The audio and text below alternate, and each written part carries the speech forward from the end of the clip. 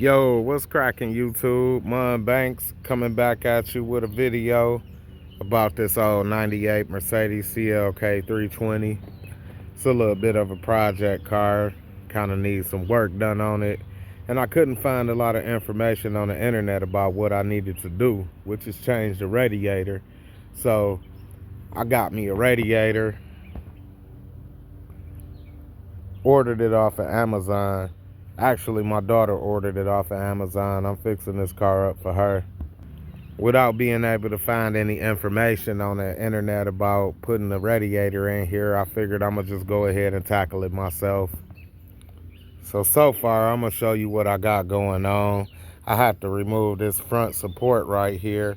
So it's 4 bolts on the top. You can see those bolt holes right there, and of course there's a 5th one right there in the middle down here on the front that you got to take out, and then that'll come right off. Get that up out of the way.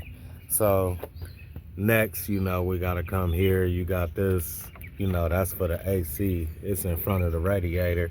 We got a couple of bolts we got to take off there. I already removed the clips so we can get this radiator fan up out of here and get it out the way so we can have some room to work down here. Because down here it's gonna be a lot of steps you're gonna have to take. You got a couple lines you gotta get loose, and unfortunately my car, I'm working from on the ground, so the hose clamps is pointing at the bottom, so I'm gonna have to work that out some kind of way. See, over here you got the hose clamp, but it's from the top, so it shouldn't be nothing to get off. That'll be pretty easy. Once you go down in there, it ain't really nothing you gotta take off. So it should be a pretty straightforward job.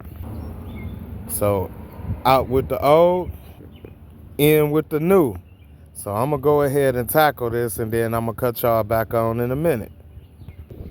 All right, ladies and gentlemen, I just completed another step, so I decided to cut y'all back on, which was the 2 front screws I was just telling you about right here on this condenser. Loosen that up so I can get it out the way.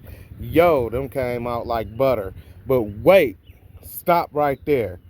This is really important. You might want to start taking pictures of everything you're doing before you start taking stuff apart, so you can make sure you know what to put back together. This doesn't apply to me, of course, because I'm videoing every step, but y'all might want to stop and take some pictures of your work so you know where to put everything back to and where everything came from. That's a good idea to keep in mind. Appreciate y'all tuning in, and I'll be right back at you with the next step. As in experienced mechanics, sometimes we might not know that with aftermarket parts, they don't always put the bracketry we need on the part or in the packaging with the part. So when you go to put stuff back together and you think it's gonna go back together easy, you realize you don't have a single thing to bolt into.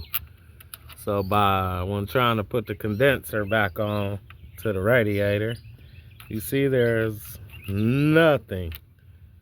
So nothing to bolt into, ain't nothing gonna hold that. So we're gonna have to hop over here to the old part, which ain't no thing. You just gonna want to dig right down in this little mounting bracket. I've already kind of partially removed it, and get that little brass piece that you see right there and install it right in the top of the new radiator. You might have to apply some force, or sometimes it might slide right down. I've already done the other side. I had to apply a little pressure to get that one in. This one is going down fairly easy. So we'll get it mounted up and I'll get back at you.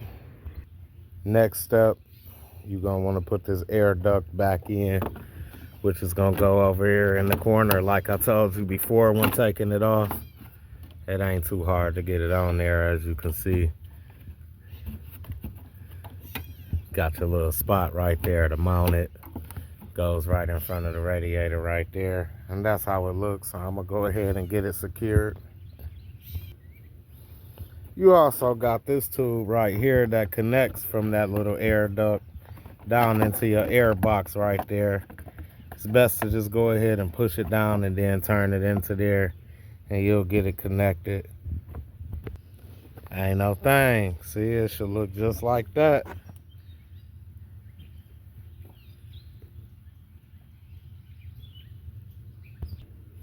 Now to put that brace back onto the front of the car. You're gonna need that.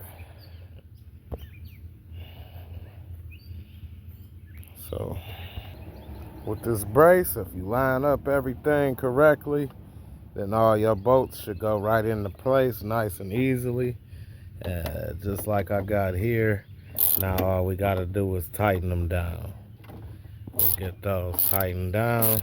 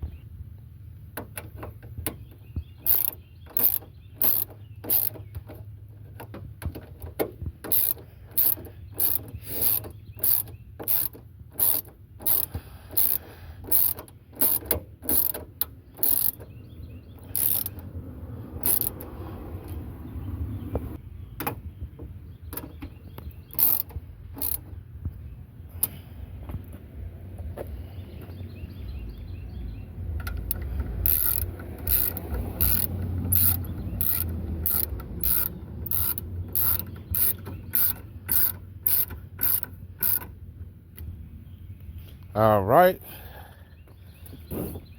Well, looks like the whole front of the car is back together. Once you have all that back together, it's these clips up here. I just kind of halfway removed them. You're gonna want to pull your equipment back, your radiator fan, and then push these clips down onto the top. So we'll get to that. I can't hold the camera and do it, so I'll hit y'all on the next step. Last but not least, it's gonna be a little plug down in here. That plug that I showed you we took off the radiator fan earlier, just go ahead and plug that right back in. After you're done, you want to remove any tools from up under the hood. Make sure you double check everything. Make sure you got everything tightened down good. But yeah, ladies and gentlemen, everything is installed. Now the only thing left to do is throw some fluid in there and make sure you don't got no leaks.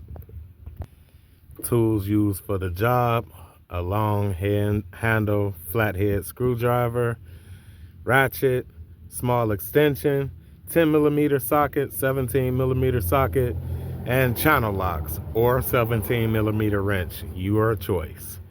All right, ladies and gentlemen, well, that's about wraps it up. Besides putting the fluid up in here, I hope somebody learned something by watching this video. I hope it was informative. I hope it was enjoyable. I enjoyed making it.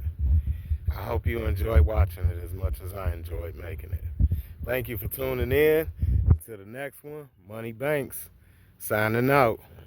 Peace.